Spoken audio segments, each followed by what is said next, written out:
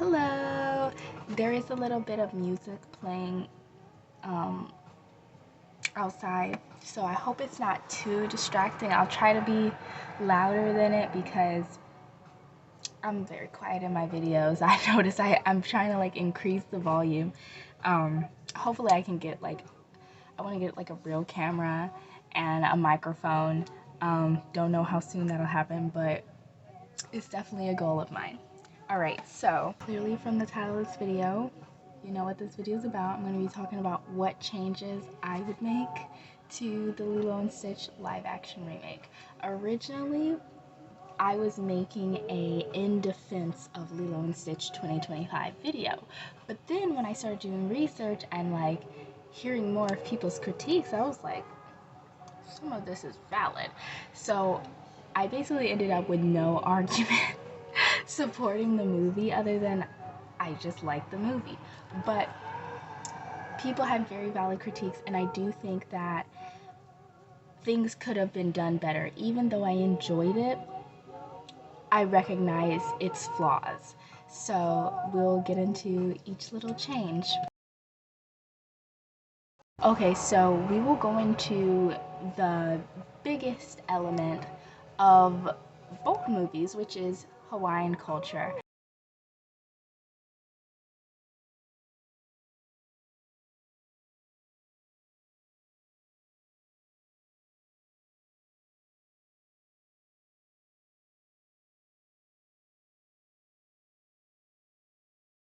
With that being said, number one, I would have actual Native Hawaiians on the cast and on the crew, preferably. And that makes an even bigger statement because Disney is one of those corporations that takes advantage of Hawaii's resources and the situation in Hawaii. Although I don't know all the details, I know that there is an issue with living conditions for Native Hawaiians. And so I think it's important to give, if we're going to be filming on their land, we need to be putting resources and money into the pockets of Hawaiian creators and allowing them to have more connections and to get more exposure. So that makes an even bigger statement than just being like, oh, we consulted a few Hawaiian people. Actually letting Hawaiian people make money off this project and also value their voices is way more powerful. And again, Lily said in her video that even though they had one Native Hawaiian writer and they said they consulted Hawaiians, clearly, based on her critique, they did not do enough work and they did not consult enough people. Unfortunately, a lot of this film was created by howlers. In directing, producing, editing, music composition, design, and even in screenwriting. Yes, Chris Kekanio-Kalani Bright was a screenwriter for the film, but he was one of 3 and the other 2 were haole. So how much final say did Chris actually get? How involved were Hawaiian people truly? Just saying you had Hawaiians working on the film and consulting means nothing when the end results didn't reflect it. And it was still directed, edited, produced, marketed, designed by howlers. So like I said, you really don't need to consult anyone if you just have the people working on the movie.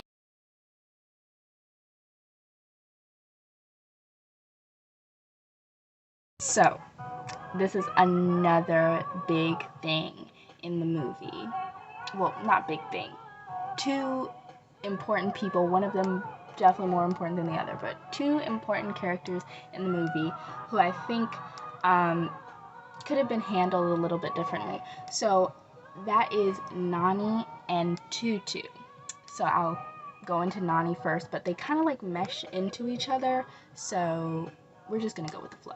There was a lot of issues with, even though I do like what I interpret the movie was trying to do, introducing that new message of even though you care for someone else, you shouldn't let go of yourself.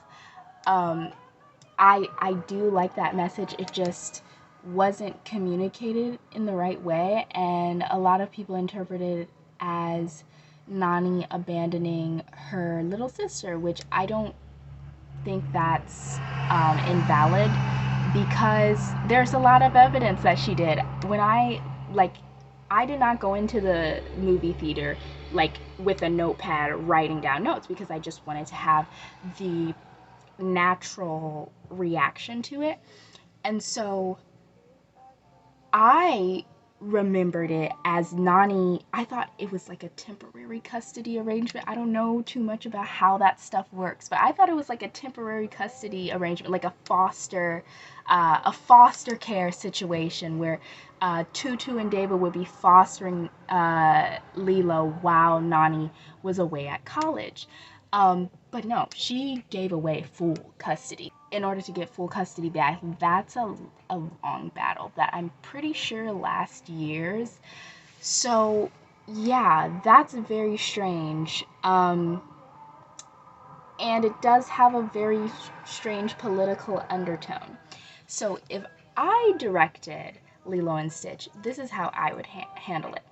So I looked into it. A family friend can take temporary custody of a child, which makes it even stranger that the social worker pushed relinquishing complete guardianship on Nani.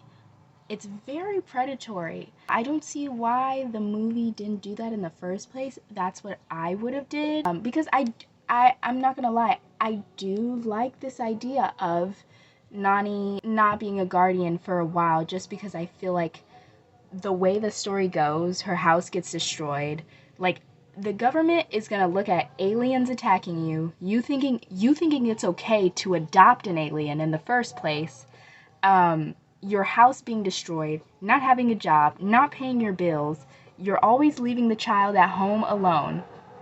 No government realistically is gonna look at that and say that is a stable person that a child should be with. And so that's why I'm okay with the new ending, because it's realistic. I'm not totally okay with it, but I'm okay with the idea of Nani taking a break to get stable. And also, it doesn't hurt since the temporary guardians would be David and Tutu. So yeah, I would just change it to temporary guardianship and frame it as, oh, Nani taking a little break to get back up on her feet and then take Lilo back. And maybe even have a scene, like maybe an end credit scene where it's like months later and like Nani's going through like paperwork and stuff like that, and she's finally like gets Lilo back and they have an embrace and stuff like that. You know what I mean? That would be very heartwarming, because it would highlight something very real, that CPS services don't always provide guardians with what they need. And so it is a difficult reality that we don't have to ignore just because it's a Disney movie. You know, people do lose guardianship. It doesn't mean that they're bad guardians. It just means they're going through a tough time. So I think having that accomplishment at the end would be very heartwarming. I would definitely cry if I saw that in the movie. Also, there's another version of this that we could go. Instead of Nani giving temporary custody, instead Tutu could just offer to babysit more, or help with some bills, or hey, you could move in with us while you get your house fixed, or anything like that. Like, Tutu could just offer to help. So how this would work, because clearly, like, in the existing movie, Tutu knows about their struggle all throughout the movie. And so to make this alternative ending work, I feel like we could make Nani more stubborn, more not willing to ask for help. And so she doesn't let Tutu know about what's going on. She doesn't let Tutu know that Lilo is running around the city, or that they're behind on bills, or that they're not on health insurance. Like, she doesn't let Tutu know that. So in the end, there could be like a moment where, you know, the social worker, Nani, and Tutu are in the same place, and Tutu, I'm saying Tutu a lot, and she finally understands the full scope of the situation, and she's like, well, wait a minute, we could come to some sort of arrangement. I could help out with some bills. I know how to navigate the insurance system. I could help Nani with that. They could stay with me and David. That way, it pretty much keeps the same ending, but I feel it even expands the Ohana message because it shows that your Ohana isn't just limited to the people in your house. It's also your community, you know. It kind of like hints at that it takes a village saying. And that's something that the past movie didn't do. Nani was completely alone in that one. So I actually like my second idea better of Tutu kind of just finally realizing what this is going on and then offering help instead of Nani giving up custody. And then the social worker could like take mercy and be like, well, they did just deal with like aliens in their house, like that this would crush Nani if Lilo was taken. So yeah, and that leads me to talking about her whole marine biology arc and going to college and things like that. She can still do that too. We can see how we can still have the message of caretakers are human beings and they deserve to not have to sacrifice their dreams for whoever they're caring for.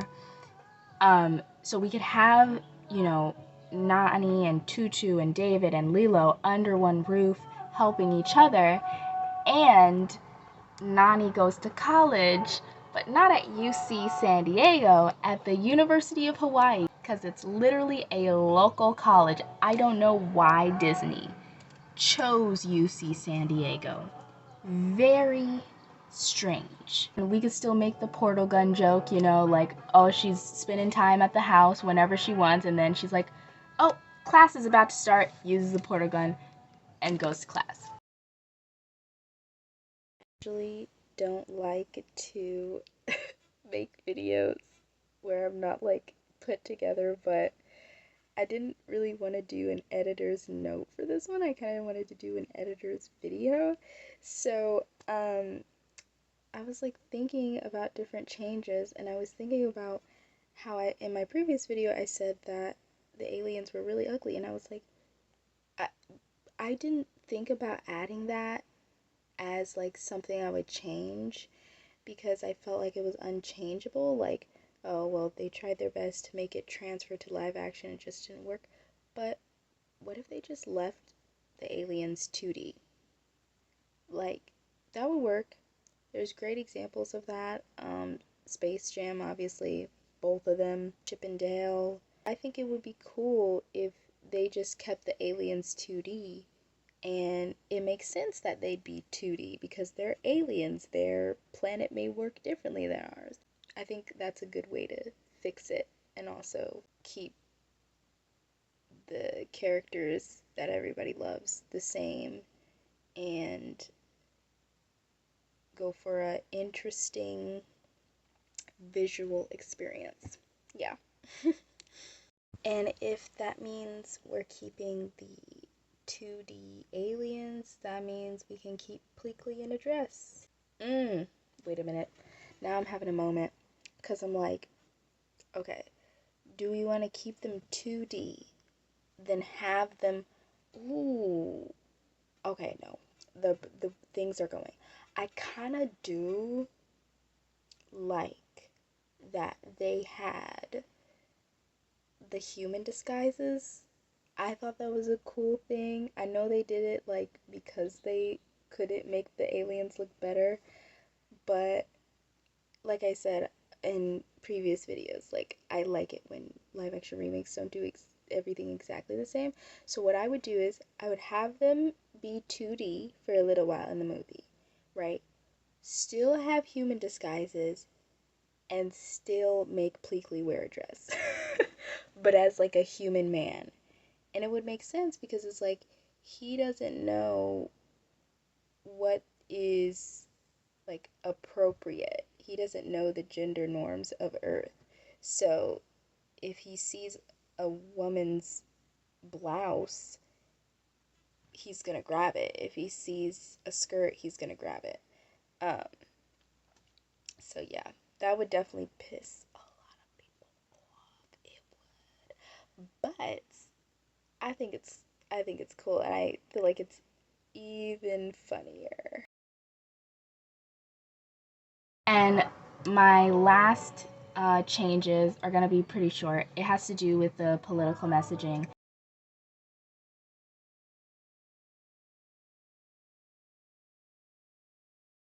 I'm gonna take out that CIA line that I did not like.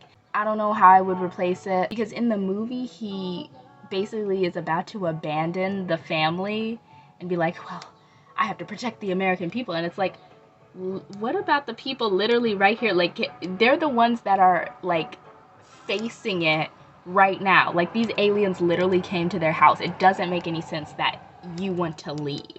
So yeah, maybe just not have that. Maybe not have him being like, oh, I gotta go protect the American people. Instead, he just doesn't even say anything like that, and he's just willing to protect Lilo and Nani, and that's that. The second thing is I would add in the criticism of tourism that was in the last movie. Like, Lilo taking pictures of tourists. Like, that didn't happen in this new movie, which I noticed, and I was like, Lily said that a lot of the movie took place at resorts and stuff like that. In the live action, Lilo's delivering the sandwich to Pudge the fish, and then she comes out and we know that she is at a beach at one of the resorts. She goes to the resort, she goes to the hot tub, she runs around the hotel, yada yada. And at the last minute, we finally get the hula scenes. Meanwhile, in the original film, it is mixed with the hula scenes and then also Lilo coming out of the beach and her trying to get to halal practice. But this beach is not at a hotel. This is just a regular beach on the island of Kauai, and it's just overrun by tourists because they are making a statement there.